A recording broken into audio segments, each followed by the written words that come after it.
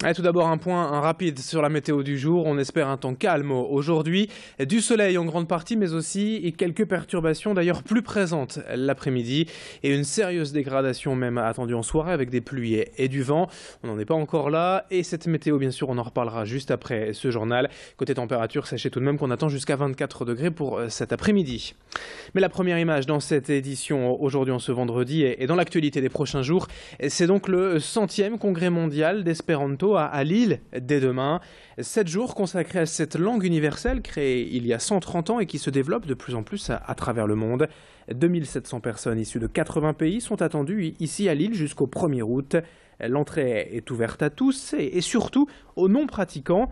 Car au-delà même de l'aspect pratique lié au fait de tous parler la même langue, l'espéranto c'est aussi un véritable état d'esprit, une ouverture sur le monde et sur des cultures différentes. Au programme donc cette semaine à Lille Grand Palais, le cœur de l'événement, des expos, des cours et des rencontres, mais aussi ailleurs, des spectacles et des concerts, notamment place du Théâtre à Lille, à la Gare Saint-Sauveur ou encore salle Concorde à Villeneuve-d'Ascq. Explication en complémentaire avec le président de l'association Monde Espéranto, rencontré par Edil Gunay. Le premier congrès mondial a eu lieu à Boulogne-sur-Mer, qui se trouve dans la région. Mais Boulogne est trop petit maintenant pour donner lieu au congrès. Et le mercredi, nous faisons une excursion à Boulogne-sur-Mer pour une cérémonie qui marque le centenaire de cet événement. Et tous les événements, bien sûr, tout le programme de cette semaine, c'est à retrouver sur le site internet de ce 100e congrès, lille2015.fr. Autre événement à noter, en cette fin de semaine à Lille, les France Poker Series démarraient hier et à suivre jusqu'à dimanche soir. Près de 600 joueurs sont attendus au Casino Barrière pour ce grand tournoi inédit dans la capitale des Flandres. Le main event comprenait le tournoi principal, propose tout de même près de 500 000 € de gains, mais il y a d'autres compétitions cette semaine, 14 tournois en tout et certains plus accessibles que d'autres. Il faut le dire car sachez que le droit d'entrée au main event est quand même de 1100 €. Certains ont tout de même gagné leur inscription sur Internet. En tout cas, les meilleurs Français sont au rendez-vous ce week-end. Il y a également quelques étrangers, notamment des Belges, et quelques Lillois, quelques régionaux bien sûr, qui espèrent se montrer et aller le plus loin possible à domicile. Sophie Laden était sur place tout à l'heure. Elle a rencontré certains joueurs. La dernière fois que je suis venu à Lille, c'était pour la finale de la Coupe Davis. Donc j'espère que ce sera quand même une meilleure issue. Non, je le sens bien. C'est assez rare, mais j'ai même rêvé du tournoi il y a 2 jours et je rêvais que je faisais une performance. Donc comme ça m'arrive très rarement, je pense que c'est un bon présage. Moi, ça fait plaisir de jouer à ma région et voilà, j'espère faire une petite performance sur cette FPS. Il y a très peu de poker sur l'île. C'est vraiment des petits tournois à petit buy-in. Et là, faire un événement comme ça, des France Poker Series, c'est vraiment énorme pour la région de Lille. Donc je pense que c'est que du plus.